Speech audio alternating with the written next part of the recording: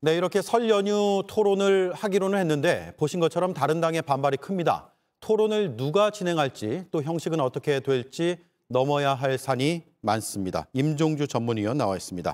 민주당이 결국 양보를 한 걸로 봐야 할까요? 네, 우선 정확한 판단을 위해서는 그동안의 과정을 한 번만 살펴볼 필요가 있습니다. 민주당과 국민의힘 양당은 당초 설 연휴 이전 양자 토론에 합의를 했습니다. 그리고 방송사에서 27일을 제안받았죠. 그러자 국민의힘은 더 많은 사람이 봐야 한다면서 31일로 늦추자고 역제안했습니다. 그 후에 양자TV 토론은 안 된다는 법원 판단이 나왔죠. 그런데 국민의힘은 다시 자체적으로 국회나 제3의 장소에서 양자 토론을 하자며 1대1 토론 입장을 고수했습니다. 오늘은 양자 토론을 조건으로 2월 3일 사자 토론을 하자고 다시 수정 제안했습니다. 네. 신경전이 치열했는데요. 이를 민주당이 모두 받아들이겠다고 한 것입니다. 자, 국민의힘이 양자 토론을 계속 주장하고 있는 이유, 그리고 고집을 굽히지 않는 이유 뭘까요?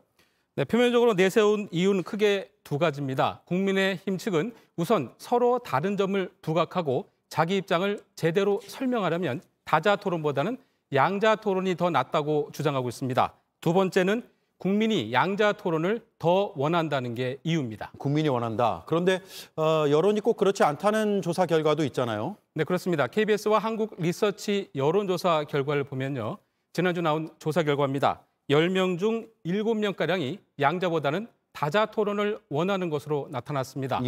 국민의당에선 설 밥상에서 안철수라는 떡국을 빼겠다는 것이라며 강하게 반발하고 있고요.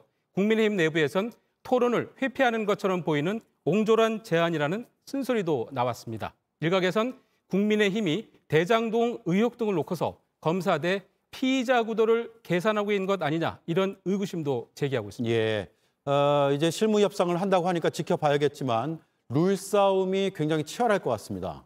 네, 그렇습니다. 양자 토론은 우선 사회자가 누구인지 또 토론 형식을 어떻게 할 것인지가 매우 중요합니다. 국민의당과 정의당의 반발도 보신 것처럼 변수입니다. 법원이 양자TV 토론을 금지한 상황에서 어떻게 토론 상황을 중계할 것인지도 풀어야 할 숙제입니다. 민주당은 더 이상 조건을 달지 말고 실무 협상에 응하라고 촉구했고 국민의힘은 31일 오후 7시 양자 토론 개최를 못 받고 실무 협상을 준비하겠다고 이렇게 밝혔습니다. 네, 임종주 전문위원이었습니다.